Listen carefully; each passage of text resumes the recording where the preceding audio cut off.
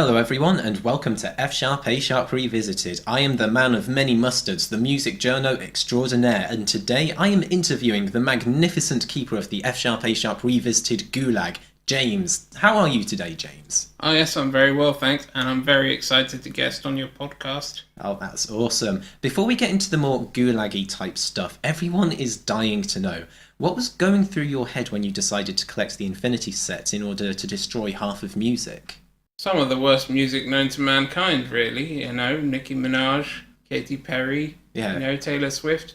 I mean, a few of them reside in my very gulag, and it's a struggle, really. Understandable. In order to collect one of the pieces, you ended up blowing up David Bowie's base on the moon. Tell me, what was the interior decoration like? 3 words: naked goblins everywhere. Oh, very interesting. I wouldn't have thought that. So in the end, you were defeated by Mr. McTidge in a battle of puns. Do you regret accepting the challenge? If you had the chance again, would you challenge him to something else to ensure that you won? Oh, definitely. Barbershop quartets. Ah, really? Yes. Ah, interesting. So I'd like to move on to the Gulag itself. Of course, it's Joe and Nick that send terrible musicians over to yourself. Do you ever get tired of the demand of keeping charge of all these musicians, or do you enjoy it? Oh, I definitely get a kick out of it, especially when we start torturing them. That's my favourite bit. It's good when you enjoy your work, isn't it? Yes. Great. How would you describe your working relationship with Joe and Nick? Sporadic. Yeah. Is there any juicy gossip or drama between you guys?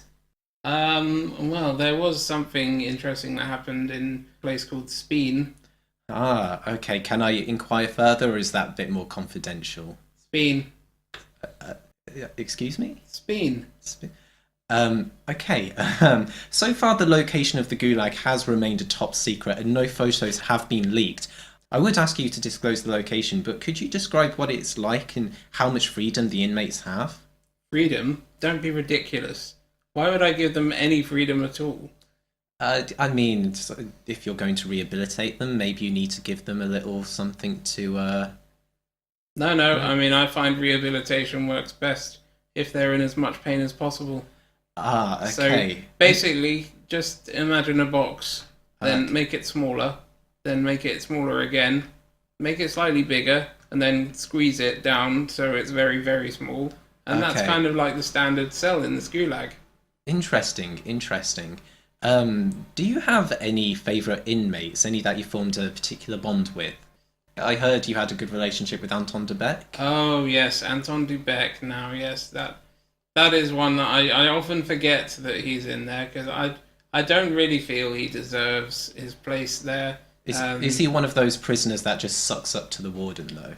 Yeah, definitely a little bit. Yeah, I thought he might be. I think as to his release, I'm going to hold on until A, he wins Strictly Come Dancing, or B, he becomes a Strictly judge. Because obviously I'll have to let him out to do that.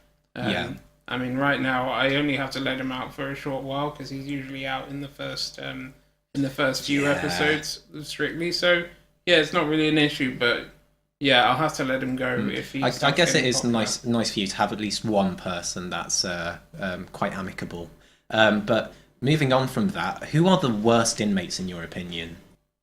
Well, I mean, in the Gulag we have the big four, and that, of course, is Katy Perry, Taylor Swift, Fergie, and Miley Cyrus. Ah, interesting. Are there any musicians that you are really hoping that Joe and Nick will send into the Gulag soon? Nicki Minaj, and Nicki Minaj. Really? Have you been gunning for her for a long time? Very, very, very long time. Okay, I do hear that she's going to have an album out this year, so who knows? Yep.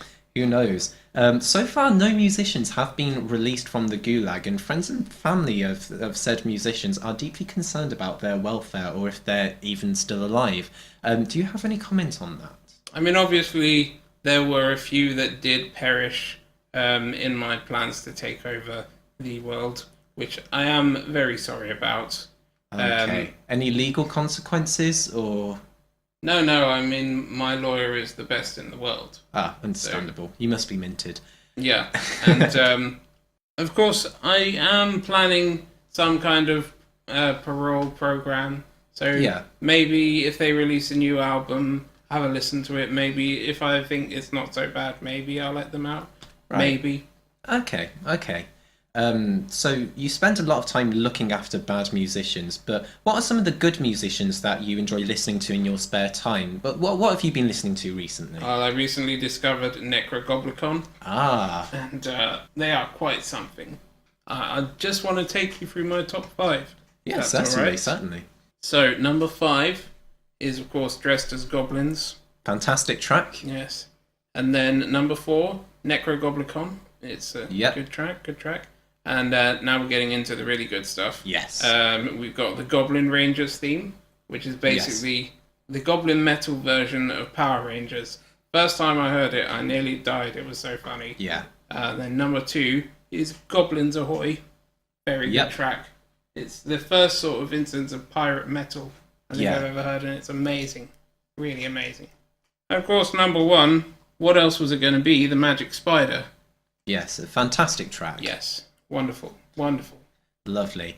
I think let's do a quick fire round to kind of round off the interview with. If Bohemian Rhapsody was a colour, what colour would it be? Purple, obviously. Purple. Any particular shade? Purple. Fair enough. Has a song ever made you cry? And if so, what was it? No. No. Never. Do you have trouble getting in touch with your emotions at all? I don't have any. Oh, okay. Favourite member of the Spice Girls? Definitely Ginger Spice, because she made it rain men. Very good, very good. And favourite and least favourite Pokemon? Favourite Pokemon's Bulbasaur. Least favourite is Jinx. Yeah, very good choices.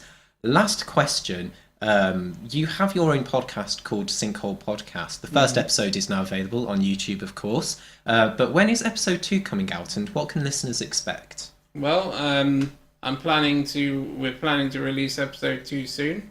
I'd say listeners can expect a return of the much-loved King of Fucks. Awesome. Of course. We'll also be going through the great kings of this great nation and deciding which ones would be most fuckable. Ah, such great topics. Yes. Yes. Okay, well, it's been an absolute pleasure talking to you, James. Is there anything else that you would like to say to the world? Speen. Anything else? Speen. I think I'm going to end it there. Thank you very much, James. Speen you too. Thank you.